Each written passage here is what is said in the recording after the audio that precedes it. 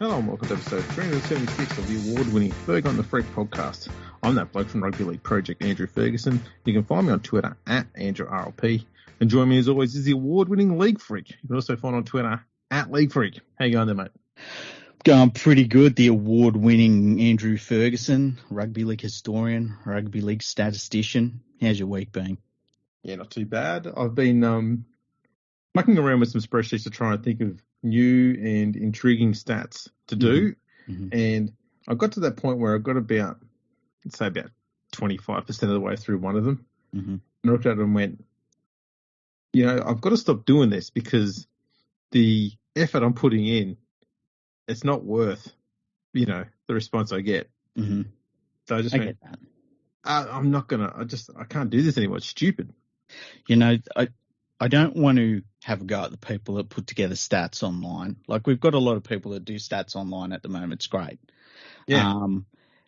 But I think we're like about 3 weeks away from somebody putting together a giant spreadsheet that shows that if you score more points than the opposition, you'll win. I'm keen on doing it. You should do that. I think that's it's just a hunch, It's just let me tell you what I was working on. Mm-hmm. Two different things. Okay. They tell you absolutely nothing. Okay. Right? Yeah. The first one was going to be a concurrent ladder from 2007 to 2021, which means that it wouldn't include the finals. Yeah. It's just like looking at all of those competitions. Yeah. And basically making it one. So you can see which teams moved. So that's because when all of the current teams were all in there at the same time. Oh, okay. Yep. Okay. And so the idea was you'd be able to see who's been the most dominant team week in, week out over that whole time. And, the average position of a team and how much they move up and down on the ladder and stuff like that. Mm-hmm. And then I looked at it and I got halfway through it and I went, we've already got competition ladders. So why the fuck am I doing this? It's stupid. No one cares. So the other one I went to was, I wonder what would happen if I tried to do a recency bias ladder. Mm-hmm. And that was inspired by, how the International Rugby League have their rankings. Oh, yes, the ones where England can win and they go up like 3 levels and then they lose and it doesn't matter. That's right, yeah. Yes. Okay, it's the way they calculate that is based on recency bias. So the more recent results carry more weight and have more of an impact on the rankings than past results. Mm-hmm. I thought, I wonder if I could do the same thing in the NRL, but go all the way back to 1908. Yeah. And I got through the first 3 decades and went, no one gives a fuck about this. What am I doing this for? It's a waste of fucking time. I will say this, though. I didn't delete the files. Oh, shit. Something to come back to. Yeah, I'll get bored. I'll finish them off one day and I'll post them on Twitter at 2 a.m. and people look at it and go, that's interesting. Nice. You get 3 likes for it and you're like, I spent 27 hours putting that shit together. 4.5 weeks of free labour for nothing. There you go. That's like when you write those articles and it's like you just think, man, I've just taken the game apart. I'm playing 4D chess with this.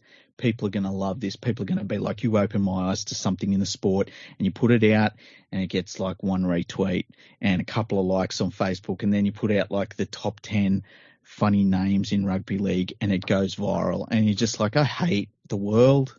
I hate everyone. Yeah. I remember writing I think one of the history pieces I wrote. I was really, really proud of it because it was something a bit, it might have been the first women's game ever. Mm-hmm. I remember putting it out there and I got 5 or 6 people liked it. Mm-hmm. I was like, huh. And then I called James Hooper a dickhead and like 120 likes. I was like, I don't like this system. Why is it hard work gets no reward, but just slander? Which works so much better. Yeah. That sucks. It does, but there you go. I won't stop doing it, though. I must admit, as much as it's infuriating at times, it's also a bit of a charm about the hypocrisy of rugby league. People talk about how much they hate the mainstream media, but the minute you go and do something a bit unique that's independent, people go, that's good. And then as soon as you shit on the mainstream media, they're like, oh, they were jumping on. You're like, I'm trying to help you here. Yeah.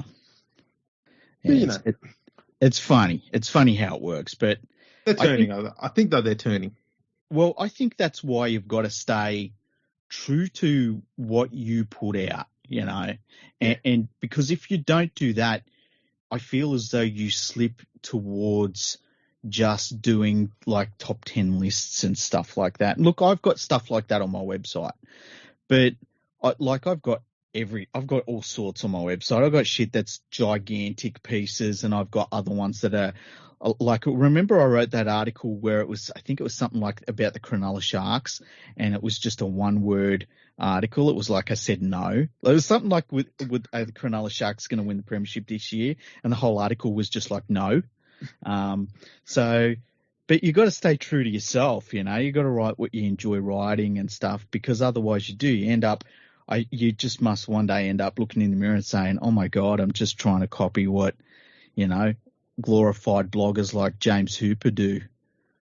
Yeah, well, to be honest, what he does is so insanely easy to replicate. Yeah. I'm not saying this to mock him. I spend a lot more time mocking him. I find it much more enjoyable.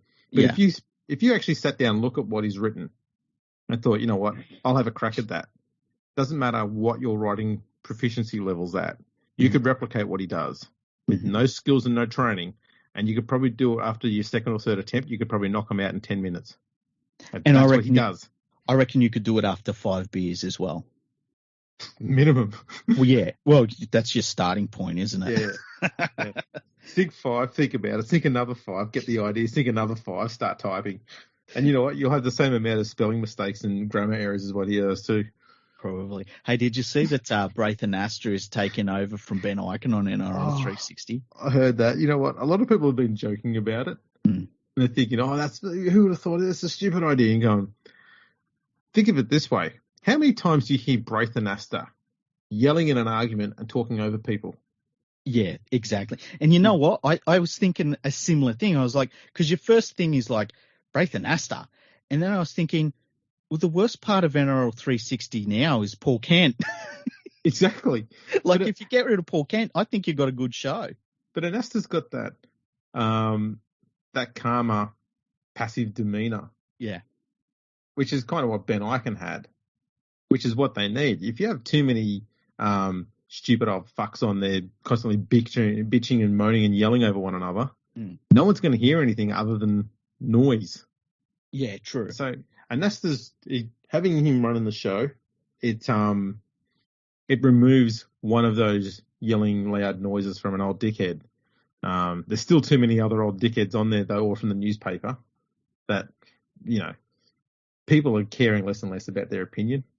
Well, have you ever seen something happen in rugby league and thought to yourself, I wonder what a journalist thinks about that? Never once ever. It's funny. When it comes to, say, politics, for example, we're not going to get into a political discussion. We're talking about the journalism side of it. Yeah. You want to hear from a journalist because more often than not, they do have contacts inside, and you can get an interesting take on some things. But that doesn't happen in the rugby league world. They don't have contacts inside. No. There is no inside. No, they're outsiders, and we've talked about that. Yeah.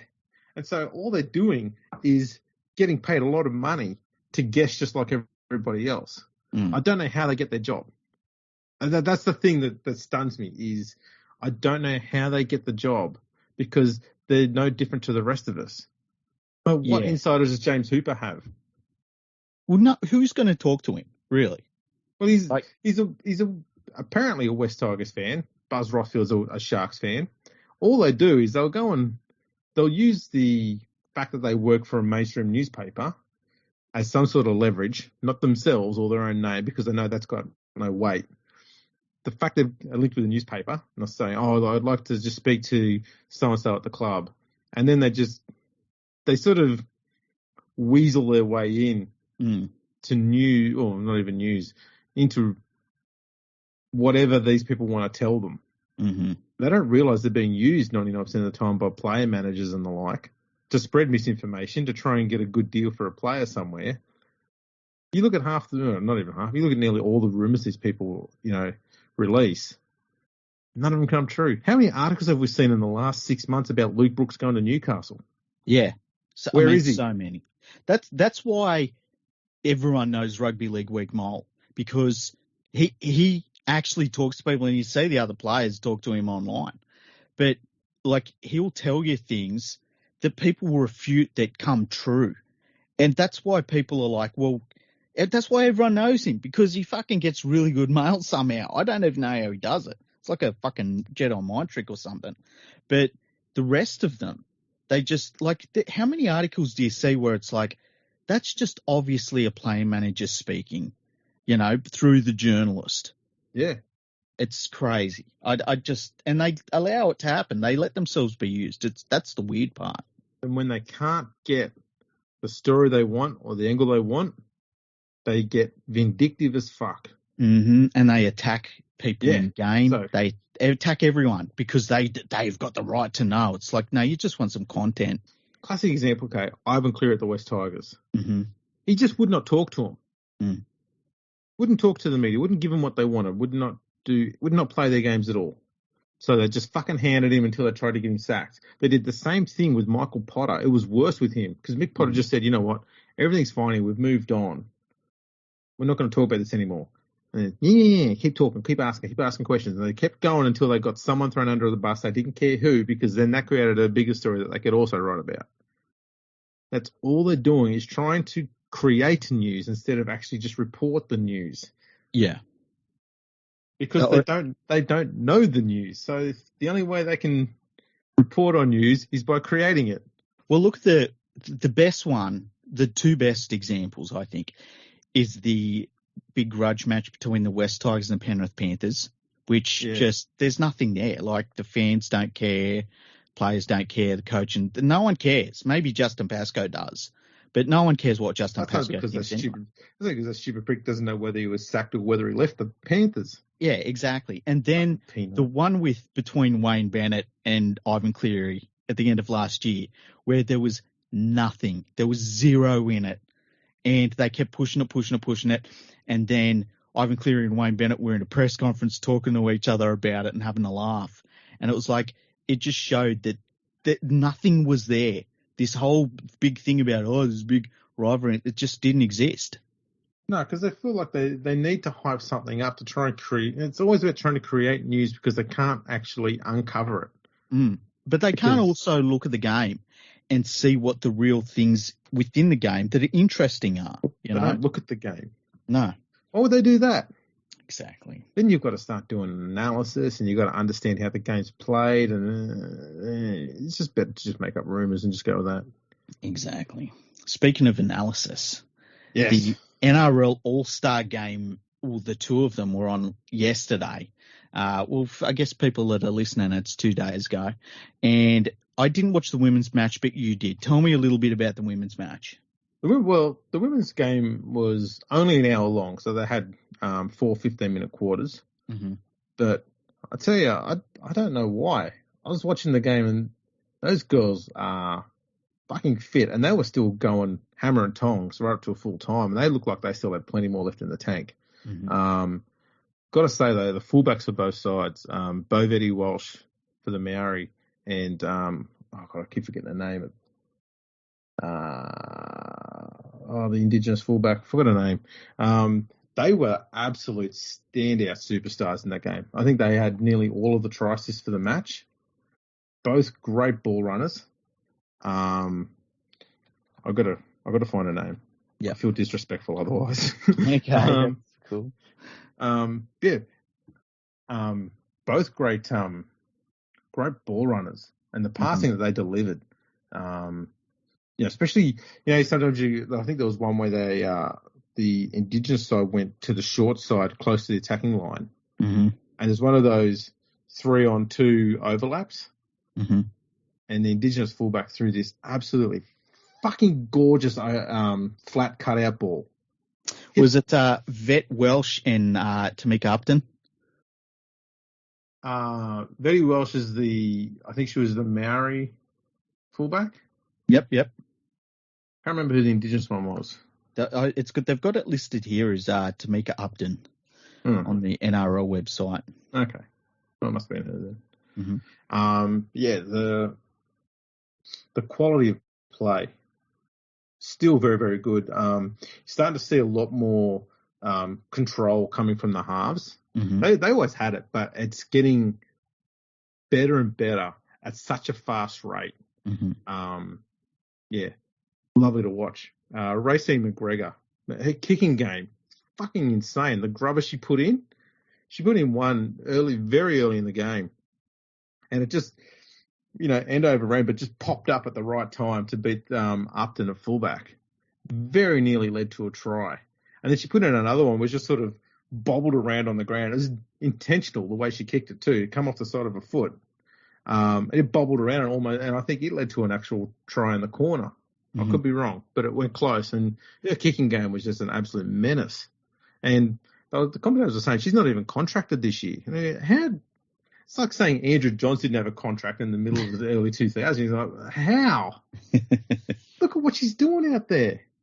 I couldn't believe it. But yeah, it's the quality of the play is fantastic. The forward, some of the hits, man, fuck me drunk. I just love watching the women's footy because it does have that quality about it. Like you do see skill, you do see things that make you go, oh man, and then they hit hard, and I think it's easily the best women's sport to watch. Easily that and beach volleyball. The women's rugby league, the thing that's really unbelievable about it is quite simply they play fair, they play hard. They're not trying to cheat the rules or be disrespectful or any of that sort of fucking shit. There's no grubbiness in there. They just play good to be played. You don't get the shit on the ruck. You don't get any of that garbage in to play the ball. Yeah, you're dropping in and out for a second then. Oh, yeah. That's because the website I was looking at finally loaded. Yeah, get rid of your website. I'll do all the website stuff from now on. For those that don't know, Andrew's still on his laptop. Yeah, and it's old. You want to know how old this thing is? I bought it when Dick Smith still had stores. Wow. Because that's where I got it from. Yeah. Yeah. But yeah, it was a fantastic game and some great tries. So yeah, I thought it was very, very good. I watched probably the first 10 minutes of the men's game and went, yeah, this should have been the warm-up game. The women's game was better. And I'm not joking. Like, that's serious. The women's game was just entertaining from start to finish. Yeah, the men's game, I watched the men's game. I missed the women's game, unfortunately. It was interesting. The Maori team, they come out and just dominated field position and possession and everything. And you sort of thought, man, this is going to be a walkover. And then the Indigenous side ended up getting a runaway try. David Fifita got the ball and just steamrolled everyone down the sideline, basically, running in that Gareth Ellis corridor. And it actually made me think, like, I know he's a forward and I know he's a big dude and stuff, but I wonder if maybe he would be better off playing out in centres because every time he's out there, he's devastating. There was a hit that Jordan... Sorry, go on. I was going to say, I saw that on a highlights thing. I saw that that break he had down that Ellis corridor, and I actually thought that maybe he was redefining it because he was playing a bit wider than Ellis. He pushed the winger off the field. Yeah, the winger was kind of running behind the touchy. Yeah. He got hit by, I believe it was Jordan Rapana just after he passed the ball. Like, it was a split second. It wasn't late, but people were saying that was a shoulder charge, and then Rapana was hit with another shoulder charge later on in the match, which just wasn't a shoulder charge at all. I think that the definition of shoulder charge has been widened so big that, like, it's beyond what a shoulder charge is. It's ridiculous. It needs pulled back. But well, I've got to say, was the tackle made by a player who had shoulders? Yes, it was. Yes, shoulder charge. Yeah, exactly.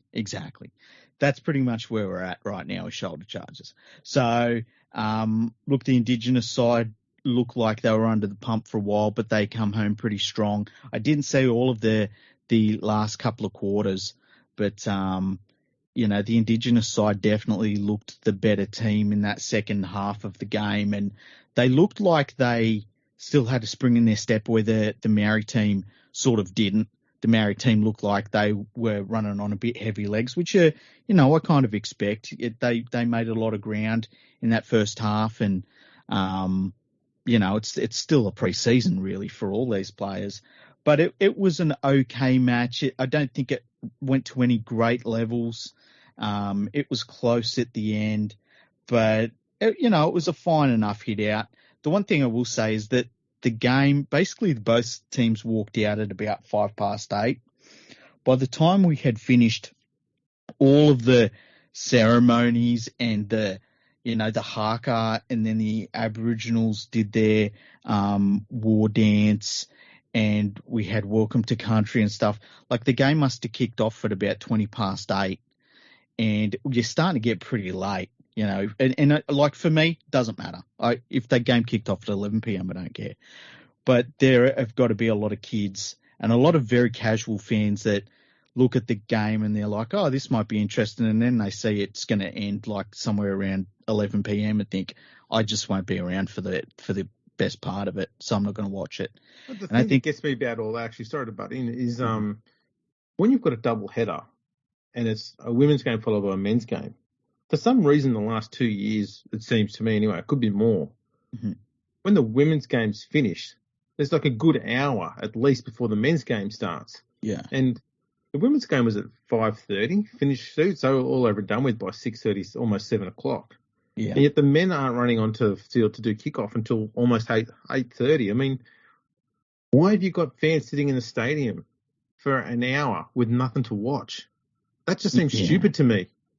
Yeah, it's dumb. That reminds me of the Rugby League Nines World Cup, where there were hours between some of the finals games, and it was like, hang on a second, they only play for 18 minutes a game. Like, why the fuck are we waiting this long? They're fine. They can run out again.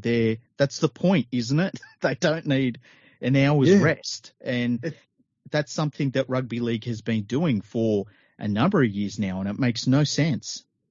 I don't get it, especially when you've got the men's and the women's games on. But shut that gap down. It can be half an hour.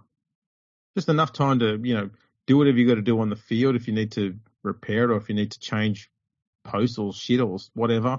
I don't know. Half an hour should be tops. I also think there's something to be said about, we've got this cool thing in rugby league that the teams run out in the field and we're getting ready to play the game. It's like the gladiators run out and here we go. You get the gladiators to run out and then we stop. And then we have a minute silence for, we had a minute silence for the stolen generation. And then we had it was a minute, it was a moment. Stolen generation, and then the passing of Jonny and Olsen Filipaina, which we'll talk about later on in the podcast. But and then we had the different war dances. There was a lot of it took 20 minutes. It shouldn't be like that, I don't think. And I understand there's stuff we've got to do, but I also think that from an entertainment point of view, and it being a sporting event, there also should be a natural cadence of entertainment. Well, I think all they had to do was just close that gap between the finish of the women's game and the start of the men's game. And you close that gap down to 15, 20 minutes. Do all of those pre-match things that they did do, because I generally think they are important. But do them all. You can do them all straight after the women's game, and then you can get into playing football. And people, if people don't want to sit through that, that's their prerogative. But they're not going to have to wait too long from the end of the women's game to the start of the men's game. It might be 45 minutes. Yeah. It's not an hour and a half. Because I think the difference. Yeah. And look, I think I've talked about it on the podcast that for many years now I've been out on pre-match entertainment and just all of the fluff. I really don't care about any of it. And I understand this is a bit different because it is a Maori versus an Indigenous game. So and I'm not saying it shouldn't be there or anything, but I like to sit down and watch games of football. And so all of the other stuff I just don't really have an interest in, although I do like seeing them face off with the war dances. That's always really cool. But, entertainment, halftime entertainment, stuff like that. And then after the game, they've also got to sort out where after the game we've got a bunch of people in suits that feel like anybody wants to hear from them ever. Because we don't. We never, ever. Like, last year when I went to see the Panthers premiership celebration at Penrith Footy Stadium, and there were like fucking 5 or 6 cunts that would get up and they would have their say, and it was like it was just all these people, and they would stand there and blah blah blah blah blah blah blah blah blah blah blah blah blah blah blah blah blah blah. It's like, can you get the fuck off the microphone and hand it to the footy players? When the footy players had got the microphone, they were really entertaining. Everyone was laughing and enjoying it and stuff. And then they'd be like, and now from the mayor of Penrith. It's like, no one cares about the mayor of Penrith. Fuck off. No one wants to hear you. If you're up there wearing a suit, fuck off. That's basically all I've got to say. That's fair enough. I saw Andrew Abdo was there for the women's game. I don't even think he got up to say anything for the presentation. Mm-hmm. It's a bit weird. Like, what's the point of putting him there? I don't know if you saw this. There was a point where they did a cut scene and they had Karl Stefanovic talking about junior rugby league, and he's out at some junior rugby league. It wasn't even a game. It was like some sort of just they were tossing the ball around and stuff, like a training session. And he's talking about how important junior rugby league is. And he was talking to Andrew Abdo, and he said his first question was something along the lines of like, this really shows you how important club rugby is, doesn't it? And I wanted to strangle him. I wanted to fucking strangle him. The other thing was, this is a guy that's like 50-something years old and he's wearing skinny jeans. It's like, fuck off, mate. Yeah. I don't think any men should be wearing skinny jeans. None of them. Maybe Prince, and he's dead. Yeah. He was the only dude that could do it. Yeah, it's not good. It's not good. Maybe Rhys Walsh could. Rhys Walsh? Why Rhys Walsh? He's so pretty. Just think, Prince could wear skinny jeans and a blouse. And it's the only fine. person in the world who could get away with it. Yeah, the only other person that could wear a blouse is probably a pirate, a real pirate. Yeah. That's true. That's pretty much it. Yeah. We got right off track. What the hell happened? We did have a plan of what we're going to talk about today, and I don't think we've touched any of it yet. Okay, so I wrote down a list of stuff to talk about on the podcast. Let me bring up my notes. Wow, preparation. I wrote this list like days and days ago. See, this is what happens when we get prepared. And this has only happened like 2 or 3 times. We ignore all of the preparation because we're so used to not having to rely on any prep work. Okay, so we have to do it. I wrote this on the 9th of February. I was thinking we were going to do a podcast midweek. Our schedule changed a little bit. So there was talk during the week that the Australian Rugby League team is going to do the Indigenous War Dance before games. Now, they used to do it many, many decades ago, and they stopped doing it. Up until the 50s, I believe. Yeah, and there was talk that they want to bring it back now. A lot of people were very supportive of it. Look, I'm fine with it, but I think it's one of those things that I would like to see get the okay from the Indigenous communities, because I think it's like the Maori one. I don't think it's something that the non-Maori people should just be doing willy-nilly. I think it'd be nice that approval is given from the actual cultural leaders to say, yes, we know it, we're fine with, you guys representing your country to be doing this war dance. Now, here's the thing, and I gave my answer on Twitter during the week. Just say you were playing in a football team and you were asked to do an Indigenous war dance. How would you feel? Honestly, I would have no issue doing it whatsoever, but I would not do it if I knew it was going to piss off or irritate the Indigenous people, because for me, that's their culture and that's for them. Mm-hmm. And I come from a background and a culture that wasn't exactly very nice to Indigenous people. Mm-hmm. So to me, it's something that's sacred to them. So it's not something that I should be doing, because I don't think that people who are not Indigenous fully get the meaning behind these sort of things and how important they are to their culture. So I I'd only do it if their leaders and their communities and all this stuff said that it was fine for me to do it, and generally that's the way I feel about it. I wouldn't do it otherwise. I would feel ridiculous doing it, and I only say that because it's Indigenous culture, and like Australia is a nation, right? And I understand the idea of a nation adopting a cultural dance, but I would also think you've got to consider who that nation selects. So I saw some people saying, how would a Tom Trbojevic feel doing a Indigenous dance like that if his cultural background, I believe it's Serbian or something like that. And it really made me think, I just feel silly doing it because I feel like it was something that belonged to other people. Does that make sense? Yeah, well, that's almost echoing what I was saying. That's what I was saying. Like, if the Indigenous community of this, though, came to you and said, we would be honoured if you would do this war dance with our people, would you then go and do it? Because for me, that would be the only way I would do it. Yeah, I understand. Because I feel that I would be being disrespectful if I did it without their approval, given that it's not for my culture. Yeah. Well, my understanding is that and I could be wrong about this, but the haka, I believe it's the haka, isn't supposed to be performed by women. I heard that once. Now, I could be wrong about it.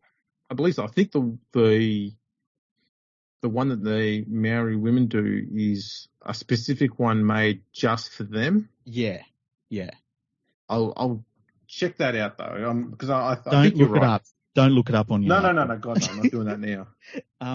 That's my understanding. I don't know. There's something about it that I would feel just as weird doing the haka. Like if somebody said like, look, we'd be honoured if you did the haka with us, I'd be like, look, that's wonderful, but I'd feel weird doing it because I'm not a Maori.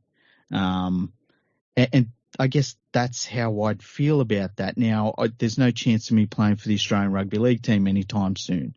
Seriously? So that doesn't, yeah, I retired I retired the same time that Paul Sculthorpe did.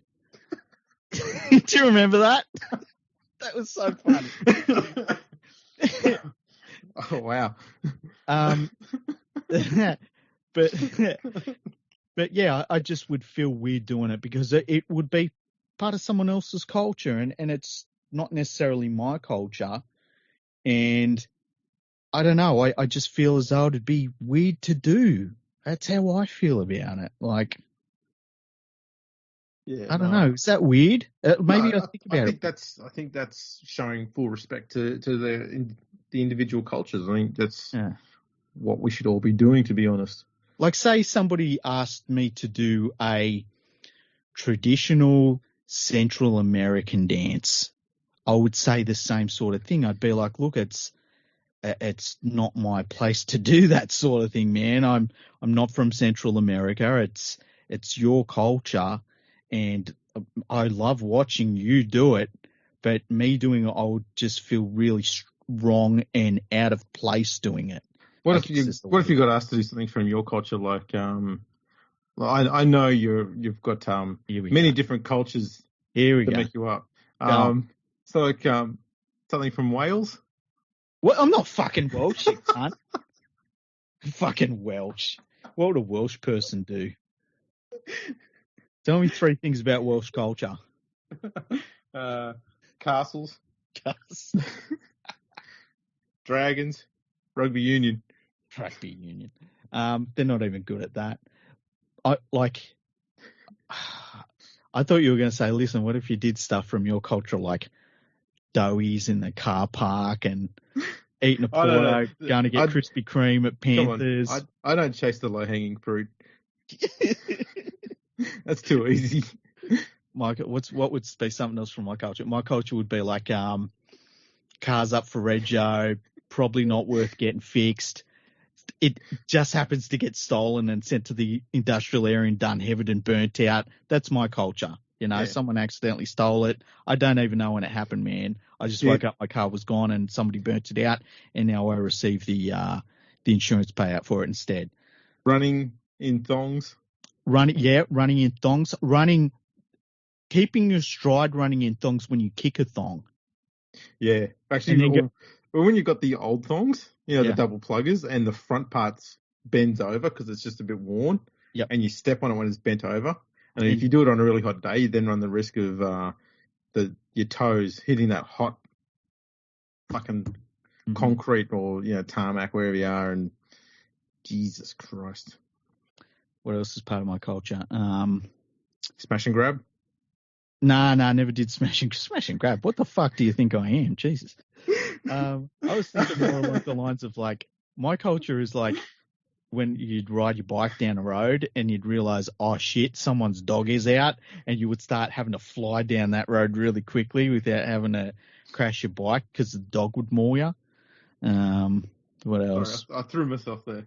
Yeah, what the hell, man? Jesus. Yeah, they're parts of my culture. I guess my sort of cultural war dance would be I've kicked a thong and I've stepped on a smashed beer bottle in the road and I'm picking out glass out of my foot, the green glass out of my foot. See, it's not too different where I'm from in the country, except instead of wearing thongs, a lot of times we didn't wear any footwear. And instead of stepping on beer bottles, we're stepping on bindies, thistles. Yeah. Maybe a snake. So, there's certain different types of runs based on each one. If it's bindies, then it's kind of a weird, awkward hop run sort of thing. If it's a snake, then obviously you go on as fast as possible with a lot of brown fluid running behind you. Prickles tend to be more of a hop while you hold your foot. Oh, they're the worst, hey? Yeah. They're the worst. Because you're trying to constantly keep moving, especially in the summertime when it's really hot. You can't stand still because you're barefoot, because you're an idiot. So you've got to keep hopping along while trying to pull prickles out of your foot, which is not easy to do when you're jumping around everywhere. We're a smart lot in the country, that's for sure. Yeah. You know what? All of that gets... we don't have any train stations, though, so what we're not doing. Yeah, apparently. What the fuck, Andrew?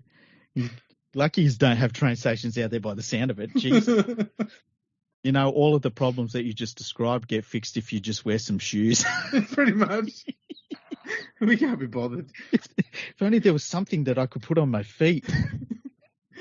We only wear the shoes when we're doing work. We don't want to wear them out. Got to make them last as long as possible. Well, I'm glad we had a really highbrow discussion about the Indigenous war dance. Hey, we were respectful before completely disrespecting each other. It was fantastic. Ourselves, yeah, exactly. Yeah. Now, another bit of news during the week. Jason Taumalolo held a press conference, said he's looking forward to the season starting. And the journalists, being a bunch of low-life, scum-sucking, bloodthirsty sociopaths that they are, all I wanted to do was ask him about his personal medical history in terms of if he was vaccinated or not. I saw this, yeah. Jason Taumalolo said that he was completely fine to play by all of the guidelines put up by the NRL and any relevant organisation that wants to have a say in if rugby league players can play games. But that wasn't good enough for some of the journalists, some of the low-life, scum-sucking, bloodthirsty sociopaths that are around in our society. And they wanted to hear his personal medical history, and they demanded it. And I thought it was pretty fucking gross because it's no one else's business except Jason Taumalolo's. Yeah, that's. I was looking at it going, I was a bit torn at first because I saw in the press conference and the media manager for the Cowboys let the journalists ask, what was it, maybe 4-5 questions about it. And they're asking things like, will you be able to play in the World Cup at the end of the year? And, what implications will this have for Tonga and stuff like that? And I was thinking, I get that they... What are you doing, man? Just moving a Rubik's Cube. Yeah, we can hear that really clearly. I wasn't playing with it. I was just moving it. Yeah. That's a weird name for your dick, by the way. It's trivial. That's why I called it that. But yeah, it was a weird moment because I didn't know whether the media guy should be stepping in or not or something like that. But at the same time, how many times can you ask a guy the same question and get the same answer? Yeah. Like it was obviously going nowhere.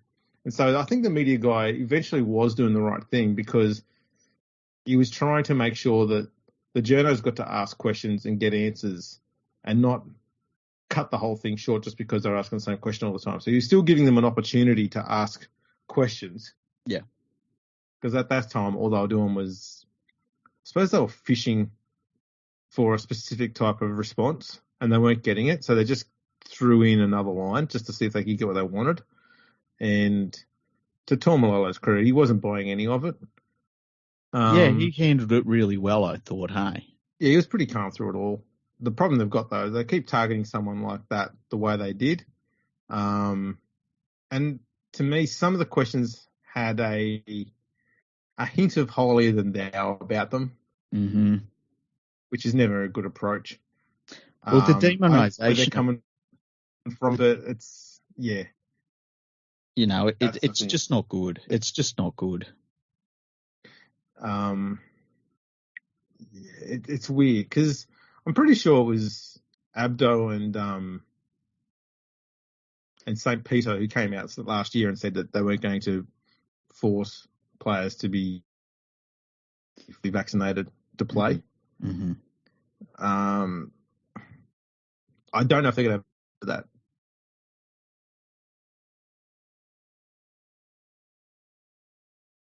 Well, are you there? So you just dropped out. Yeah. Yeah, you just. I'm still here. Yeah, we got you. I did nothing. There's no websites open. I did nothing. I put Rubik's away. It's all good. Excellent. Yeah. No, so I don't know. Yeah, there's a lot of variables involved at the moment. So I don't know what's going to happen there. Whether there's going to be federal government stepping in or not. Yeah. I don't like the way that people are being demonised by the media at the moment for all sorts of things. And I just found it very gross, and I thought he handled it very well, and I was interested to see that when some of the journalists were saying things online that they were getting smashed by people online to mind their own business. I thought that was really good to see. George Burgess is returning this year for the Dragons, and he has had hip resurfacing surgery. Now, it's not quite a hip replacement, but bloody hell, it's close. It's pretty full on. They've said that he's training the house down so you can have a drink. And but it's interesting to see how he's going to go and how long that holds up for, because it's a pretty full on surgery for anybody that has any sort of physical activity, let alone playing rugby league, let alone being a prop forward. Yeah. I look at that Dragons team at the moment and look at it and go, who okayed all of this? Yeah. Like even the West Tigers looking at it going, guys, but there's some shoddy work going on there. Yeah. Aaron Woods. Who would want Aaron Woods for any reason? I don't know. Like the Dragons had Cameron McInnes, and look, he's not the biggest guy out there, but what he lacks in size, he makes up for in fucking heart and passion. And he was the heart and soul of that Dragons side. And I don't think there's any coincidence whatsoever that the moment that the Dragons let McInnes go, all those players started misbehaving and the side just fell apart. I don't know why. I still don't know why the Sharks signed McInnes, and that's not a criticism of the player. It's more the fact that he's good at two positions, hooker and lock. And those are two positions that the Sharks have already got covered. Mm-hmm. So I don't know what they're going to do with him. Not only did they already have it covered, they then went and signed Dale Finucane to further emphasise how much they don't need a lock anymore. They got young Blake Brayley there at hooker, who's already an 80-minute hooker. I mean, who goes and buys a former hooker turned lock to become a bench hooker? I don't get that signing. It still makes no sense to me. No, I think he is an all right first grade player. I don't think he's anything more than that. And, coming off a major injury like he had, and with the issues in terms of, where he fits in at the Sharks, it's going to be interesting to see how they end up using him. But I agree with you with the Dragons. I look at that Dragons team, and for the most part, I kind of think to myself, what's the plan? They do feel very West Tigery, don't they? I think they've transcended West Tigery. Mm. I just look at it and go, what are you doing? There doesn't look to be any planned or any cohesion with any of the three parts of the field, that being the back line, the halves, and the forwards. Yeah. It's just a clunky mess. It really is. But because you can always see with the Tigers that they might be trying to work on one side of the field by picking three decent players, one in each side. One good back, maybe a centre, at least one decent half, and one decent forward. That's usually the best they can manage. And they usually park them all on the same side of the field. You go, okay, they're going to be attacking the left side all year. At least there's some idea of what they're doing in that sense. It's not brilliant, but it's a little bit more than what the Dragons have done this year, which just looks to be, let's just throw money at every single player of contract and see which ones take the bait. Yeah. And it seems that every player who couldn't get a job at another club, they've just gone, we'll just take on this Dragons contract then. And I just can't believe that somebody would look at George Burgess's situation and say yes, because I would not be shocked if 6 weeks into the competition, it's too much pressure on that surgery he's had, because there's only so much you can do. I wouldn't be surprised if he plays out the year, but I don't think you're going to get the minutes out of him that you used to get. He's not going to be playing 50 minutes a week anymore. He might be half an hour tops, and that'll be in 2 stints. Yeah. And he'll be on the bench the whole time. And I dare say he hasn't signed a cheap deal. Yeah. Why would he? But, it's just interesting. It's a weird one. It's a weird one. I don't get it. Now, sorry, go on. I was going to say, when you throw in the fact that they signed Moses and they got rid of Matt Duffy, you go, I hate to be a Dragons fan this year. Yeah, it's going to be a tough year for them. And saying that, they'll end up above the Tigers on the ladder. I feel like they will as well. I'm sorry, I do. I feel like they will. The rumours about Rhys Walsh, we talked about him going to the Dolphins about 3 weeks ago, and it was a few days later the story started coming out that it feels like he's going to end up going to the Redcliffe Dolphins. Did we start that rumour? We might have, hey. That's how when I saw that, because it was only a couple of days after our podcast, and I was like, was it 3 weeks ago or was it last week that we talked about that? That was about 3 weeks ago, I think. Okay. Because when I saw that come out, I was like, that seems suspiciously like what we were talking about too. Like, I wonder if one of those scumbags listens to our podcast and they Of course they do. Yeah. Now we've got a couple of emails. Should we do some emails? Absolutely. I've been missing the emails. Okay. Been waiting all summer for an email. I know. So the first one is from Nui Ash, and the subject is eels. And the message is this: legends. Thought I'd send you a quick email to help curb the complaining about your audience each episode. We don't complain about our audience, Nui Ash. They're just bastards that don't send us emails.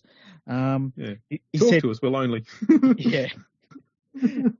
He said, Gutho doesn't return kicks with gusto. Moses doesn't run the ball enough. Switcheroo?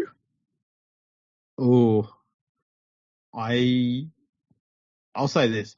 I think if you switched him, Gutherson would turn out to be the better player of the two if you switch their positions. I think Moses would be worse at fullback than what he is as a half. I think Gutherson would be just the same as he is at fullback as he is at the halves. See, I rate Moses way higher than Gutherson. Oh, no, I do too. But yeah. I think Moses switch, yeah. I think Moses as a fullback would be shit compared to Gutherson. Yeah, I agree. I think Moses would be a little bit out of his element. And he would not. Wouldn't he wouldn't run the ball back with any gusto either. Yeah. Well, he would in the first 6 weeks. Did you see Sandy was giving me grief about that on Twitter? No, what happened? Yeah. Well, I've been saying how Moses plays like, the best player in the world for 6 weeks, and then it finishes. And I've said that in a few podcasts already this year, and Sandy sort of brought it up randomly in a tweet, and I thought it was funny. I thought, I've been saying that too much lately, haven't I? We can stretch it out to 8 weeks. I think I was saying 8 weeks before. Yeah. So anyway, Nui Ash said, so pumped for the new season to get underway. Cheers, Ash. So we're pumped as well for the new season. Absolutely. Actually, I'd like to say if Moses was at fullback, it would remind me of when Tim Moulton used to play fullback for the Tigers. Yeah, I would agree with that. Now, the next one is from Lee, and he says, hi there. Do you think Wayne Bennett pays overs to secure players? And then he has Broncos.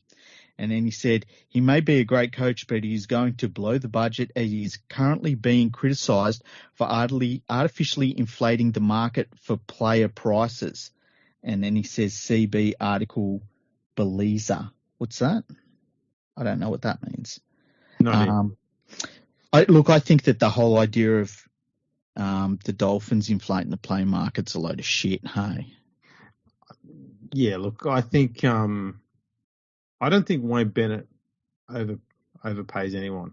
Yeah. Sometimes if you get a coach who's good enough, players will want to play with them, and they'll take whatever offers made available to them. So yeah, I don't think he overinflates players. It's not in his best interest to either, because if he's got to sign them at that higher price, then he's just done himself out of money. So, well, he goes on to say, does Wayne Bennett need someone supervising him for these deals being made? And he's bringing back the $1 million man to Brisbane at the Finns. That's a question mark at the end of that. How much do you think that contract will be? I think Souths were around $350,000, but I reckon the Finns will pay $500,000 in my opinion. I don't know who he's talking about. Will the Finns be done before they begin? Is it a good idea to sign players that will be in their early to mid-30s on a contract for several years? They face the potential Roosters in 2021 situation. Do you get infuriated when you see a player several years into their contract and they are not putting in solid effort and taking advantage of that lucrative contract at the team's and supporters' expense? What are your thoughts on the compulsory 12-month What are your thoughts on compulsory 12-month contracts for players, not coaches, with no exemptions? They can have a 30-day window after the grand final to sign contracts for next season. And then he says, as a fan, I would be more excited knowing that players are going to be at their best for the 12-month contract. There are way too many players that get long contracts and you never hear about them again. We need something to motivate these players and also provide us with great entertainment. Thanks, Lee. That's pretty interesting. Yeah, look, I have seen a bit of chat in the last week or so about clubs and player officials and players and club officials and managers and shit like that, all whinging about clubs being able to sign players 2 years in advance. And I've got to ask, how is that any different to signing a player on a 4-year deal, like at your same club? Because the concern there is that, we've signed this player and he's not going to be here in 2 years' time. So how do we know he's going to put in? And then I remember when the West Tigers signed Adam Blair for 4 years and he didn't put in for the best part of 3 years because he was on big money and safe. I don't see how there's any difference. And I don't know what people think that players are going to put in less because they've signed a deal elsewhere. You got to look at it. Have we ever seen it? No, well, you may see it, but it's not going to be something that lasts very long or something that's intentional. Because at the end of the day, fans have got to look at this and look at every single player the way a player looks at it, and that is the player themselves is a business. Mm-hmm. And if you're as a business decide that you sign this deal that might be for 2 or 3 years' time, that might land you some good money then you need to keep performing at a good level. Mm-hmm. Because once you get to there, it's not about getting one good payday and then going, I'm done, see yous. Mm-hmm. You've got to get the next payday as well. And you're not going to get the next payday if you're running your business like shit. It just doesn't work that way. You look at the longest contract we've ever seen signed in rugby league, which is Jason Taumalolo. And his was literally a 10-year, $10 million contract, basically. And he's been fine. He's been absolutely fine. Last year, I think that a lot of it was to do with how he was being used by the Cowboys, and then he got a couple of injuries and things like that. But outside of that, he's been absolutely terrific. I think that when you see a long contract handed to a player and that player doesn't perform to that contract, you normally are not surprised, and I normally put it at the feet of the club rather than the player. And there's no doubt that a player is responsible for playing better. But like with that West Tigers contract with Adam Blair, it wasn't a surprise, was it? Well, no, it's because the Tigers paid way overs for him on a long deal, 4 years. That's long in rugby league terms. Mm-hmm. And they did not have the structure or the system or the game plans in place to make use of Adam Blair's strengths. They kind of just stepped back and said, oh, well, you've won premierships with the Storm and you're a test player. You run everything. He's like, I'm a second rower, guys. What the fuck do you want me to do? Yeah. He's like, you got to do something. We're paying you big money. He's like, fuck yous. The clubs play the biggest role in those contract debacles. Always. It's always the clubs, because if the club doesn't offer the deal or the money for the player to accept, then, it doesn't happen. Mm-hmm. So people have got to stop going after the players on this. The players have got a very short window to make as much money as they can for the rest of their lives. That's for a lot of them, because if they get some sort of injury that could ruin their career, it may also impact their potential to earn income away from the rugby league field when they've finished playing the game. And there's, for a lot of them, 30 years before 65 years of age comes around and you get to actually officially retire then. That's a fucking long time. Yeah.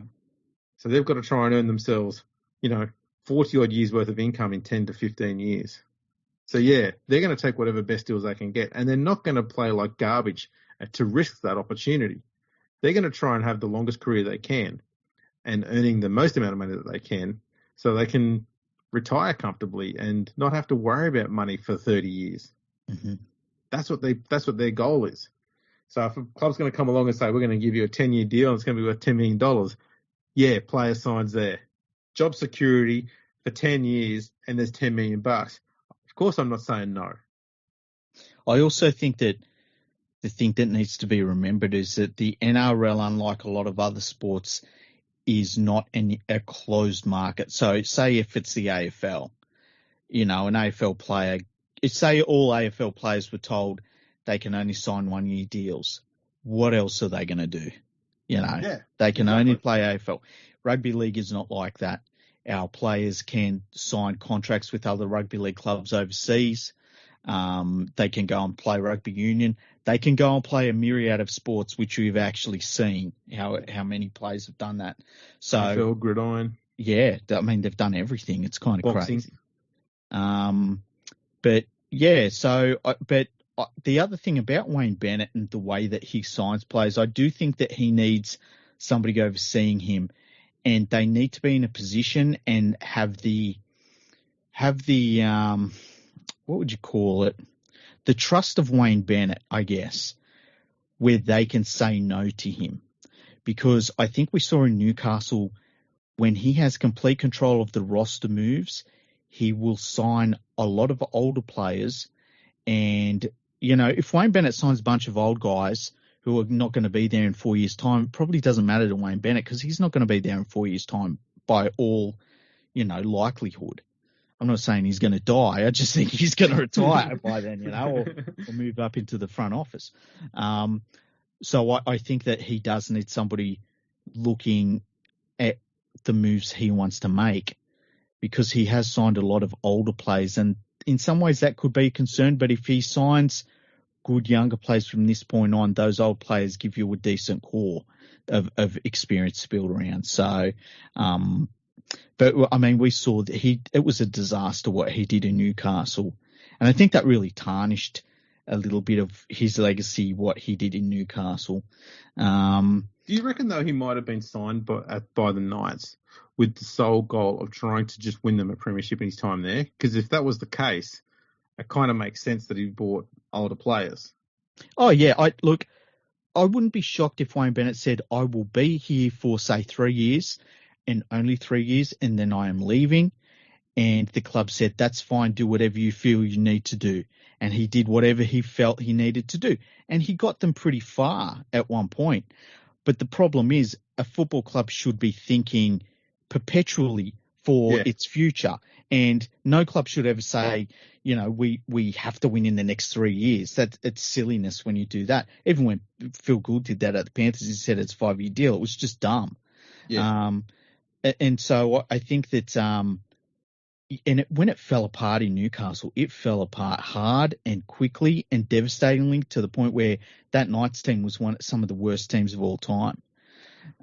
So I do think he needs someone looking after his moves that he wants to make. I wonder, though, if it's a very different situation at Redcliffe, because I think they've got a lot of junior teams to pick from there. So their junior base is probably going to be, at worst, the same size as Newcastle's. Mm-hmm. So what he needs is for that team to hit the ground running. And with so many junior players around the club and likely coming into the side, what he's probably working on is, I want to have experience and want to try and get, decent amount of success from the get-go. I don't want this team to be running in the bottom 4 in the first season. If they can be challenging for the top 8 in season 1, doesn't matter if they finish 9th or 10th, just be in the running, be thereabouts with the squad he's got. And if he can have as many experienced players, especially around the forwards and maybe one in the halves, and 1 or 2 in the backs, and get 1 or 2 superstar youngsters in the side as well to sort of carry the team to the next generation, so to speak, I reckon that's probably what he's working towards. And trying to make sure he gets the team reasonably solid to start with and building up from there. There's an awful lot of, if we're honest, similarities between what he's doing now and what he did when he first started at the Broncos. Because you look at that Broncos team in 88 when they came in, wasn't very young. Mm. Gene Miles, Wally Lewis. You go through most of that side, and most of the guys there are in their late 20s. Yeah. And back then, that was getting late. People need to remember, Wayne Pearce retired just before he turned 30. Yeah. Right. You look at Wayne Pearce when he retired, you go, that guy looks like he's 38. He's about 29, 30 years old. Yeah. That's the way it was then. Most players did not go past 30, and if they did, it was because there was very little competition for their spot. But the elite players, they would only just get past 30, and they'd start to drop off a bit. Because, especially in the 80s and 90s, the game went from being a bunch of blokes going down to the pub after training to, no, we're doing fitness training and diet watching or sort of, top-of-the-line stuff. And you went from having your front rower looking like Sam Bacco to your front rower looking like Mark Geyer. Mm-hmm. Poles apart. Mm-hmm. Fitness levels, poles apart. And that transition took place over the space of about 3 or 4 years. It was insane. Yeah, it was very quick. So it caught a lot of players out in that period. But Bennett picked an awful lot of elite level guys from the Brisbane comp, as well as obviously test players as well. Alan Langer was probably one of the youngest players he had there. I think Alf was 18 or 19 when he came into the side. Mm. Michael Hancock was a teenager when he came in. Steve Renoff as well. But there wasn't too many of these young guys that came into the side. Most of them were mid to late 20s. And you think you only had Wally Lewis for 2.5 seasons? 2 seasons? Yeah, they cycled those older players out pretty quickly. Like you look at the Broncos from 88 and then you look at the team that they won their first premiership with in 92, and it's a completely different team. Completely different. Absolutely. And that was it. It was all about getting the team established, getting the juniors to come through, and then have the juniors take it over. Mm-hmm. And I think he's trying to do a very similar thing with the Redcliffe team.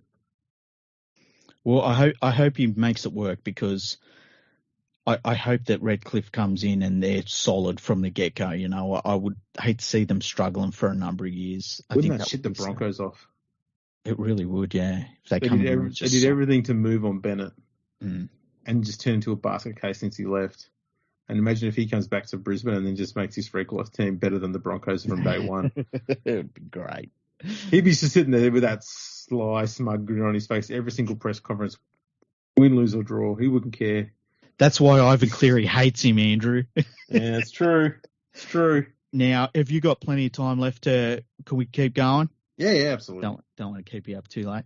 It's not midnight yet. Super League kicked off this weekend. Now, the scores we've had so far, and they haven't played the full round of games yet, but St Helens beat Catalan 28-8. They looked pretty good. Wigan played against Hull KR. They won that game 24-10. The Salford Red Devils, they won 26-16 over the Castleford Tigers. The Warrington Wolves, it's their year this year. They had a narrow victory over the Leeds Rhinos, 22-20. And the game that probably most people are talking about, the Huddersfield Giants, they beat Toulouse Olympic, 42 points to 14. And this brought up a lot of concerns about Toulouse and how they looked in the one game they've played so far. So it's a bit of a knee-jerk reaction. But a lot of people were concerned that they looked pretty bad. And it brought up my thoughts again on promotion and relegation, which, and I know you feel the same, it should be scrapped. But because I said basically on Twitter that isn't it a shock that a team that was promoted late in 2021 didn't have enough time to put together a Super League squad? And the other thing is that I had some people saying, well, if you get rid of promotion and relegation, then there will be no reason for teams and players in lower grades to try. And it's like, well, those clubs should fold. You know, if that's their mentality, get rid of them. Yeah, that old chestnut. Yeah. You know what's interesting is I don't remember any concerns about Lee last year. Mm-hmm. They did not win a game until August 22. Mm-hmm. Were people concerned about Lee? Oh no, they weren't French. Yeah. I'm going to say it, okay. There's a bit of xenophobia going on in English rugby league circles. Yes, I don't know why. I'm in on this, Andrew. Go on, preach. They wasted no time whatsoever to kill off an expansion to Canada, a first only ever expansion there. They'd made no effort to try and fucking salvage that, but they salvaged Bradford every fucking week. And then as soon as we've got a second French team in there, and they have a loss to a well-entrenched Super League team that's been sniffing around the finals there for several years, even though they've been partially rebuilding. And they have a somewhat heavy loss in their first game ever in Super League. Oh, they're not good enough. Let's get rid of them. We can't have these French teams in here. And last year was all the concern about, Catalan don't bring crowds to the game, and going, you cannot grow a fucking game if you're so opposed to teams from other areas who can bring in other money and other players and actually increase and improve the competition. You can't grow it if you're trying to shut the door on these teams all the time. I don't get it. They sit there and, they want to be as successful as the NRL. How many Islanders and Kiwis and Maoris and Aboriginal people and people from all other parts of the world, Papua New Guinea and all these other places have we got playing in the NRL? Shitloads of them. Yeah. Why? Because they're fucking good and they make the game better. And over in England, it's like, oh no, we don't want any people from this country. We don't want these people. We don't want these. And we don't want these. Why all this hesitancy? Why are you so scared about expansion? Scared. Why? I don't get it. It's fucking shitting me. So I put in a proposal today, and I said, what the RFL and the Super League need to do is combine Championship and Super League for 3 seasons. Put them all together, one big competition, play each other once. After 3 years, have a review of every single team and look almost solely at their financial situation and pick 16 teams, okay, that look like they can survive in the Super League and leave them there. We're not looking at results on the field or positions on ladder or any of that shit. The next 6 teams who look like, or whoever's left over from once you've got 16 in the Super League, all the teams that are remaining that look like they're going to struggle, drop them down to League One. And in another 3 years, if there's teams there that look like they're doing financially okay and they might be able to survive in Super League, have a look to see if there's any Super League teams at that time. So remember, we're going 6 years ahead now. Mm-hmm. Have a look if there's any teams in Super League who look like they're financially struggling. Drop them down to League One and bring up a team who looks like they're doing rather well and they might be able to survive. That's the only way they can have promotion and relegation work there. Because at the moment, I can't think that running 3 competitions at different levels of professionalism is a financially responsible way to run a game that's on its fucking knees. No, it can't be. It can't and be. They slowly but surely are killing off the clubs. Because when you've only got, 3 of the current Super League teams have won titles since the Super League concept began over there in 96. 3 teams. All right? It means all the players coming through want to be in those 3 teams because they know that that's where success is. If you make Super League 16 teams, you're going to start taking players out of those top 3 sides and spreading the talent around a little bit more. And all of a sudden, you've got a competition that becomes a bit unpredictable, and you've got a competition where teams are largely set. TV's interested. Sponsorship's interested. We've got a game where no one knows who's going to win. That's a good thing. Mm-hmm. I don't know why they think it's bad. Because I don't get it. The NRL has a competition where largely anyone can win nearly every single week. Yeah. Super League has a competition where if you had a tipping comp, you've probably had a bad week if you've got one wrong. And it's been like that for far too long. Mm. And I don't know how they think that's a recipe for success because it's failing. And they need to stop doing what they're doing and actually get someone in there running the game who's not there purely because they like the size of the paycheck. Actually get someone in there who's passionate about trying to get the game strong and growing and moving in the right direction. The only way you're going to do that is huge structural change. They've got to stop trying to copy the fucking soccer. Yeah. Because that's been going on for too long. Promotion and relegation barely works in the soccer. Yeah, it's not going to work in struggling rugby league. No, and they need to streamline the administration. Having 3 different administrations now, fucking ridiculous.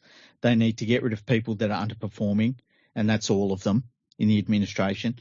And they need somebody that's in charge that they don't like, right? And the reason I say that is because in English Rugby League, they've got this thing where they like people to go over there and tell them the things they like to hear. Oh, it's wonderful over here. Competition's actually really strong. We're getting better. You know, all of the buzz things they like to hear. Well, you know what? Few more years, few more players, bit of play development. We're going to beat Australia. Stuff like that. That's why they like someone like a Sean McRae, for instance, who would go over there and kiss ass. And they say, oh, he's a great coach. And you kind of look at his record and say, when? You know? So they need people over there that they don't like who say, no, you're doing it wrong. Everything you've been doing for the last 40 years has been completely wrong. And now we're going to change it. And you're not going to like it, but I don't care. I'm here to save the game. I'm not here to look after your feelings. They need a Frenchman in charge. They really do. That'd be something that would shake them up. Because it's not like the Catalan Dragons are struggling. I know they're doing pretty well. You know, they've always been doing pretty well. They've never really had a moment where they've been struggling in any sense. And they've been playing the long game. Yeah. But you know, I think English Rugby League is a lost cause until such point as that massive revolution happens, and it's just not going to happen. It's just not going to happen. Yeah, I did have an interesting response to my suggestion there, and thankfully you didn't really give much of a retort to it when I sent it to you today.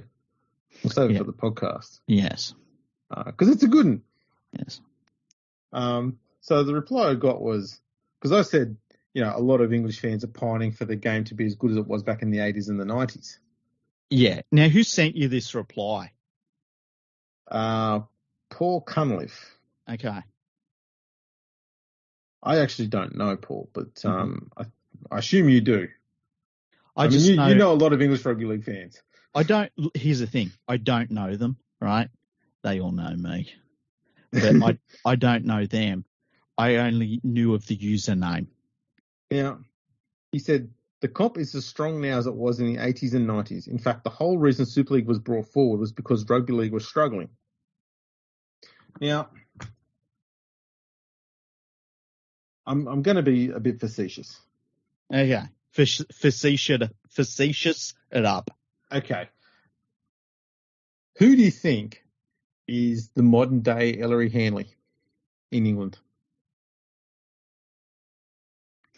Okay, that's a hard one. Who do you think is the modern day Martin Fire? Your silence not filling me with much joy here. Okay. Give me an easy one. Actually, this is easy. The modern day Andy Courier.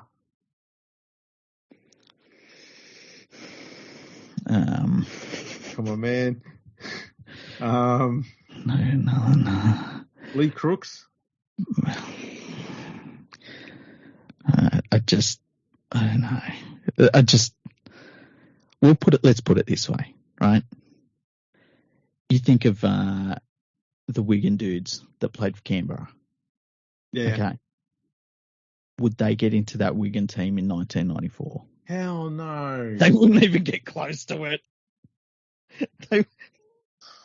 That Wigan team in the early 90s, I say this with full honesty, would have been probably one of the elite teams in the Sydney competition with ease. Oh, easy. With ease. They destroyed everything they came up against. At that point in rugby league, if it, like, say from 1990 to 1995, for instance, if you had said Wigan's the best team in the world, nobody in this part of the world would have gone, oh, you're stupid. You're an idiot. You don't know what you're talking about. People would have gone like, yeah, they probably are, hey. I don't think they lost a World Club Challenge. They might have lost one to the Broncos. I don't know. And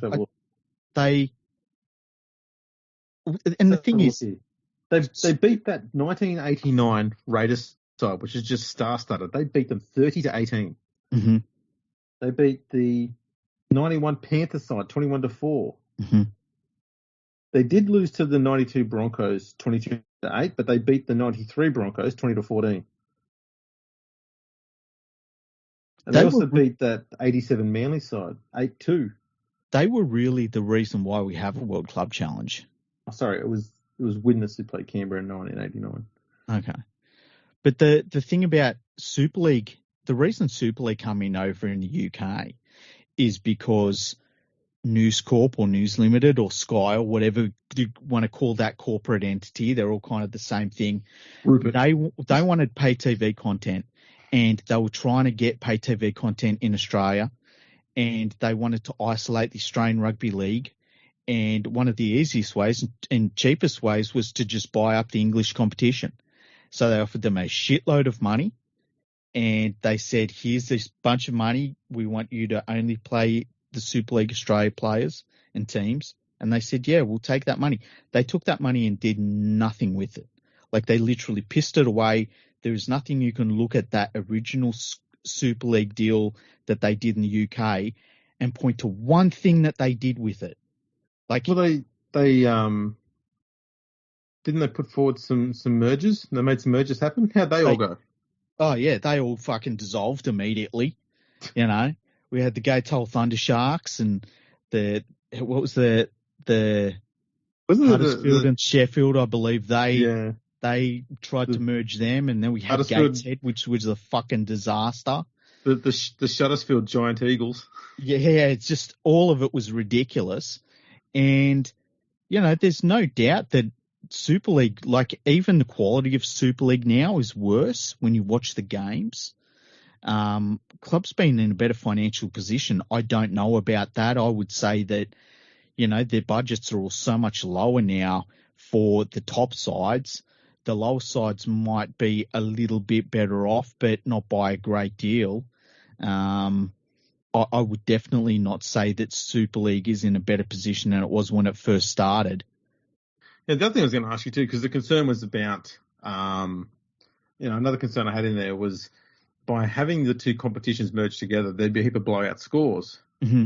And my response is, isn't there already? Yeah, as opposed to what? Yeah. But the chances of a team in the NRL scoring 70 in a game are still insanely slim. Well, you look at that game last year that we were both disgusted by, the West Tigers, and I think it was the Melbourne Storm, the round after Tommy Raudonikis had passed away. Yep. And, I mean, there was one point that it was like, are the Storm going to score 90, Yeah. And they didn't. They didn't put 80 on. I can't remember what it was. Was it like 68 or something? 66. 66. From memory. Yeah, and like that's a real outlier of a score in the NRL. Yeah. You see that every season in the Super League. Some team will put 70 on. Yeah. So So why are they worried about a few teams getting cricket scores put on them? Happens every season over there. And it's weird. You see a lot of people give perspectives from how their team are going in Super League, not the overall competition. And so the top sides tend to think Super League's going great because their team's going great. Most other fans are like, well, my team is surviving, so Super League's going okay. But it's just a mess. It's a real mess. I used to talk about and write about so many different ways to try and fix up Super League, and I'm just so over it because they don't care. They're not going to change it. They're happy with whatever that mess is. And it's like there's a cycle of fucking delusional thinking over there. It's kind of sad, really. But the rest of the rugby league playing world just gets on with it, and you just leave the Poms to sit over in the corner fucking playing with themselves. I do love the line, though, that you need to have promotion and relegation so that teams in second division have got something to play for. Ugh. Knowing that people are complaining about teams coming up from second division to Super League and then getting flogged, does that mean are they saying that teams in championship are looking forward to getting fucking hammered every week? Is that what they're aspiring to do? Well, you look at Toulouse now, right? Toulouse comes into the top grade. They did not have a single opportunity to build a Super League squad. The play market was over, right? Didn't they also have one or two players that refused to get vaccinated, and it caused a bit of a player revolt just before the season kicked off? Yeah, they did. It was a bit of a kerfuffle. I think it's all been sorted out now from memory. But that doesn't help coming into a season. No, it's terrible. It's terrible. But then they come into the top grade, and they're behind the 8 ball financially. They're behind the 8 ball in terms of their squad. They've got 1 year to turn it around while they're playing the games. It makes no sense. And by the way, everyone whose contract gets upgraded because they're up to Super League, they're going to have to pay those contracts out when they get relegated at the end of the year for league. Like, it's such a fucking stupid system. It is. It really is. I'll say this, okay, and this is not just, I'm not saying this because I'm opposed to the way English Rugby League is run. A promotion and relegation system would not work in the NRL. No. It just can't. Close. No. Because the divide in quality between the best teams and the worst teams in Super League and the NRL is noticeable enough. But if you start bringing in teams from the next division down, you're only widening that gap. So why keep bringing up a team that's further behind the worst team in Super League every year? All you're doing is making that gap wider for no reason. Because those teams that yo-yo between Super League and Championship, that's not helping them financially. Eventually, the going up and down all the time is going to run them broke. Look at Bradford. Yeah, and the other thing is too, if you go from the year 2000, if you had promotion and relegation in the NRL, the Panthers would have been relegated at one point. The Roosters would have been relegated. The Parramatta Eels, the Bulldogs, the Broncos, the Storm, the Cowboys, Sharks. Yeah, and what would that have done to those teams? Instead of being able to allow those teams to have a bad year, rebuild themselves, be able to recruit players, know that they've got stability, that they're going to be in the top grade, that they're going to have the financial ability to compete, that they're going to be able to sign contracts to long-term deals with sponsors, with everyone, with coaches, with coaching staff, everything. You're able to plan. Can you imagine if we got rid of those teams out of the top grade and we, because what is the reason Wentworthville keeps running around for? Because they're a fucking goddamn rugby league team, that's why. And they go out there and they play games to win games, and they try and win the level that they're at. Well, the other thing that's nuts about it too in Australia is that it would also mean that you could end up with two Canterbury Bulldog sides. Yeah, true. Oh, the Dogs are playing the Dogs this week. Hey, we could see North Sydney back in the NRL if we brought in... that's something. The Bears, the mighty Bears. There's any reason to not bring in promotion in the NRL, it's that alone. Oh, yeah, so it's been a spirited conversation. Yeah. You can only die once. That's it. If you die more than once, you're out for good. Yeah. Just ask Newtown. Just ask the Magpies. Just ask North Sydney. Don't ask the Magpies. They actually died twice. They died a couple of times, I know. But yeah. The Sharks have probably died a few times financially. Oh, I was just about to say the clock is ticking, Sharkies. The Souths have died twice. When did South die the other time? I think they were pretty close in the early 80s as well. Was it financially, they were very, very close, but they got saved by the fact that other teams were more financially dead than them. Okay, you can die twice. You can't die 3 times. Yeah. Okay? Yeah, I think so. That's the difference between Australia and England. The Sharks are a bit of an outlier, but other than that. When your club gets bought by a millionaire as a wedding gift to his wife, are you really a club? Well, it didn't, but it was close. It was very close, but then you just close. end up being a thing, don't you? That's right, just a trinket. Yeah. So let's just call from now on.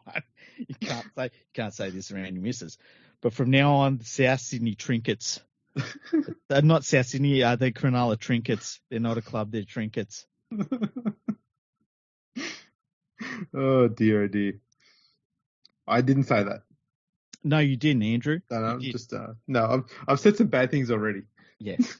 Yeah. We might have to get the legal team to go through this episode, I think. All right. Going to be a long night for you, my friend. Yeah. I love it. You can say whatever you want, and then you're like, I got to go now. You just edit that for the next 3.5 hours. I'll talk to you next week.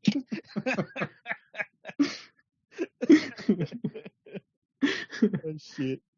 Just come on and sway through, make a mess, and just go, yeah, you'll look after that, won't you? See ya. And then I go on Twitter and everyone thinks I'm the bastard. It's an interesting setup we've got here. I don't know how that works. Yeah, I know, right? Yeah. Just so people know, Freaky here, I mean, he delivers roses to, homeless people. Such a lovely human. Yeah. Well, I go and slap him in the face. Tell him I should get a job. Exactly. Wear some fucking shoes too. Jesus, Andrew. I don't want to wear them out. Yeah. I'm saving them. You can't get a retread on those things. I know, right? Man, they're expensive. Well, this has been a good episode, eh? It has. We've covered quite a bit. Quite a bit too much in some instances. It's been good, though. It's been good. And, we will be getting into the flow of things pretty soon. We've got a bunch of trials games coming up this week and next week. Mm-hmm. And the season proper gets underway 3 weeks' time, something like that. Yeah, around that. Yeah. So, we're going to start getting into the swing of things. We're already getting regular weekly episode now, but we're going to try and get back to our usual, whatever the hell we used to do. Yeah, our 15 different episodes a week. That's right. We'll get into that. Also, we must say, because when we put this out, it's going to be Valentine's Day. So happy Valentine's Day to all of our listeners that are looking for love, that have love in their hearts, and that want to send us emails to podcast@leaguefreak.com. You can send us emails, and we will read them. We will read them on the podcast and say your name. So happy Valentine's Day to you people. Yeah, tell us why you love the podcast. Yeah, that's a good idea for Valentine's Day. We will have a Valentine's Day episode, which is what, tomorrow? Yeah, we'd have to do that tomorrow. That's fine by me. We can do that. I'll still be editing this fucking podcast on Valentine's Day. What are you talking about? Oh, you just have to do it with the Twitter thing as well while you're at it. Yeah. You'll look after all that, won't you? Yeah, I can sort it all out. Yeah, good man. I like to multitask. And by the way, every Saturday, if you're on Twitter, you'll see us tweet out a history episode that we've done in the past. So keep an eye out for that, and retweet all of the tweets that have our episodes on it, because we can see a bump when you do that. Hey. Yeah, that's awesome. And please make sure you get over there and on YouTube especially. Give a little comment on the videos, even if you just say, League Freak's got lovely balls or something like that. It's fine and factual, but, pop them in there. That'd be good. Like all the videos, subscribe, all that sort of gear. Thank Gary Schofield. We always like to thank Gary Schofield, 49. Yeah. It's impressive. Yeah, it's really good. Yeah. 49, Yeah. I mean, that's 49 more than Chad Townsend. Exactly. Only 48 more than Aaron Raper, though. That's true. Speaking of the Rapers, Jonny Raper died during the week. Very sad news. And then a couple of days later, we heard that Olsen Filipaina passed away as well. Jonny Raper, I mean, he's I did get to meet him once. It was at an NRL function where, way back. I can't remember the year now. They paused the Immortals thing for a while there when the NRL was looking to buy the concept from Rugby League Week. And Rugby League Week was still in publication at the time. And the NRL then was looking at a new structure that they would put in place for it. And they invited a bunch of journalists, former rugby league players, commentators, that sort of stuff, and dickheads. And that was obviously where I fit in. So I got invited to this thing, went along, and Jonny Raper was there. And afterwards, everyone's sort of having a chat, and I just sort of looking around starstruck at all of these legends there. And I just stand up next to Jonny Raper, just because I wanted to, just stand near him. Yeah. I was too stupid to be able to know what to say. He says, "Oh, g'day, mate, what are you doing?" I went, "Oh, I run a website." And I'm talking to an old man, and he doesn't know what internet is. He's going, "Oh, okay, no worries. What's it do?" And I told him what rugby league project. And he goes, "Oh, no one's ever done that before. That's awesome. Thanks for doing that." And I went, "You don't need to thank me, man. Like, you're a fucking immortal who played rugby league and made the game better than what it ever was. What the fuck are you thanking me for? I'm just a nerd on a website." But it kind of, speaking to me a bit more about it, he was very, very humble. He didn't bang on about himself like he was some sort of big hotshot or anything like that. He didn't take anything in his life for granted, and was just a generally very relaxed, happy bloke. And if you were not a rugby league minded person, you were just an absolute stranger, and you walked into this bloke in a bar, he'd be the most welcoming, friendly person. You'd still remember who he was. He's just that sort of a guy. Just made you feel welcome. Very lovely man. His on-field record speaks for itself. Deservedly an immortal. Phenomenal. Just changed the way that lock forwards played the game. He was probably one of the first few that saw a lock forward become a ball player. Phenomenal player. Can't speak any higher about him. For those who don't know, for a bit of a laugh, for a long time he was known as the man in the bowler hat, which is a story about, I think it was on one of the 1960s tours to England. Mm-hmm. And he lost a bet. I don't know what it was over off the top of my head. But apparently he walked down the main street of one of the English mining villages in the middle of winter at night time with nothing but a bowler hat covering his private parts. And it was always suggested that it was Jonny Raper who was the person who did this. But then in the early 80s, his teammate Dennis Manti came out and said that it was him. And the suggestion was that he might have been put up to admitting it was him just so that Jonny Raper could get a gig on the Australian Selectors Committee. So we still don't know for sure who it was. But it's one of those larrikin type funny stories where, if it happened now, there'd be an uproar. But back then, people just had a bit of a laugh about it. Yeah. No one was offended. But yeah, that kind of summed up who he was, though. Liked a bit of a laugh and didn't mind if it was at his own expense. Yeah, and just a real character, and man, it's just one of those. I mean, he's one of those players that was so great, and there's probably a good dozen of them that you can't even. Where do you even begin? You're talking about his on field, it seems silly to talk about how good he was on the field and what he achieved because there's so much of it that it's just overwhelming. And so you tend to gravitate towards talking about the person who was off the field, and because he was such an amazing character in person, and just such a big loss for the game. It's very sad when you lose people like that are real. As you say, it wouldn't matter if you didn't even know who he was. He would have been a nice person to meet. I never got to meet him, unfortunately.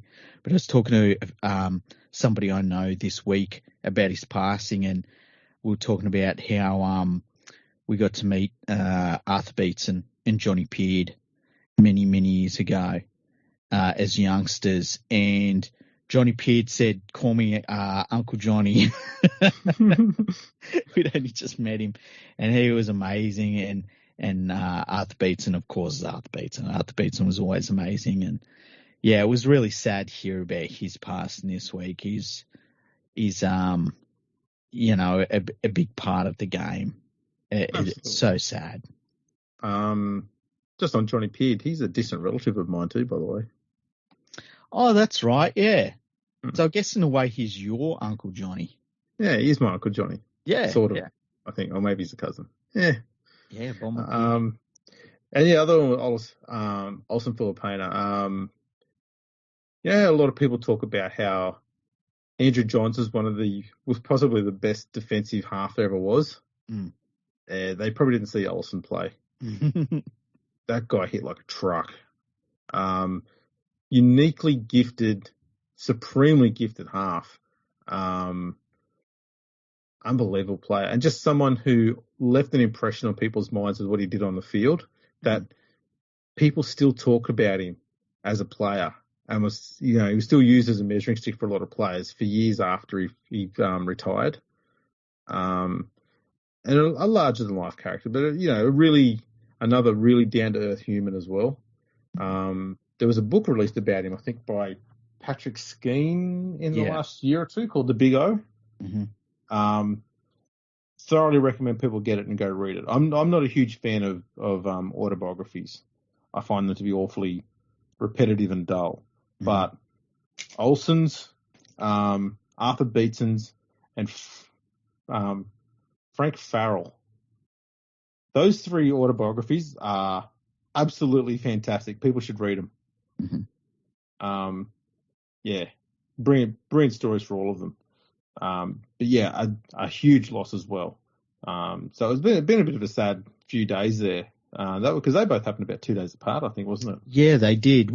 I talked about it a little bit with Elliot, during the week. And yeah, it's just one after the other. It's like, geez, two hammer blows. It was very sad. Yeah, honestly, I was shocked at both of them. I didn't think, and I don't know why, I didn't think Jonny Raper was as old as he was. But I think back and go, oh yeah, he did play in the 60s. That would have meant he was probably born in the 40s. Oh yeah, that is 80 years ago. Yeah. But I think a part of me still thinks that, it's only just past year 2000 for some reason. Dude, I'm the exact same. He's only about 60. Surely the Olympics were on like 5 years ago, weren't they? Yeah. I remember when there was a few years ago where it was like the Houston Rockets won their last championship in '95, and it was like 25 years since their last championship, and I'm like, what are they talking about? Fucking idiots. Let me do the maths on this one, and then I just felt depressed. I remember hearing, what was it, last year they were talking about 20 years since September 11 attacks happened. I was like, whoa. What? That's crazy. No. Yeah. Time moves too damn fast. You know, the weird one for me, another weird one, it was a shorter time between the Panthers' first premiership in 2003 than it was between 2003 and the premiership last year. Like, and it by quite a long way, which doesn't seem right. And the other one is like when you measure how long the Steelers were in the NRL competition, the New South Wales Rugby League, and the ARL after that, and then you put that up against, like, say, like even like a team like the Gold Coast Titans, you know, it just doesn't seem right. I think the one that really got me was when I think it was announced that Nirvana's Nevermind album was 30 years old last year. Oh, that's crazy. That makes you feel old. Yeah. That and going into places like JB Hi-Fi and all the music that you grew up with as a teenager in the 90s is now in the retro section. Well, you know, I got Spotify, the free version, not too long ago, so I could play it on my Xbox and play the Xbox at the same time. And in the classic rock section, there was some songs that I used to listen to that when they come out, you know, and I was like, what the fuck is this doing in classic rock? I need to speak to someone's manager. Yeah. Let's all go Karen on Spotify. Yeah, I wanted to Karen the shit out of someone. Oh, it's so true. Showing our age. Back in my day. All right, we'll wrap this turkey up. Thanks for tuning in, everyone. Thanks for enduring some of our, less rugby league related content over the years. We assume you like it because you're still listening. But yeah, please drop some messages to us either via Twitter or, we'd prefer you do it via the website, via email. Tell us about what you love about the podcast, and we'll have a Valentine's Day dedication episode tomorrow night. I reckon that'll be pretty funny. Fuck it, let's do it. podcast@leaguefreak.com. Email Get us on it, directly. people. Make sure you follow us on Twitter and Instagram at Fergo Freak Pod. We're on LinkedIn, YouTube, MySpace, Facebook. Go check them all out. Like us, subscribe us, all that sort of stuff. It'd be fantastic. I've noticed there's been a fair few likes starting to trickle in on Facebook recently, so that's pretty awesome. Mm-hmm. And yeah, love what you're doing, people. And we'll catch you all next time.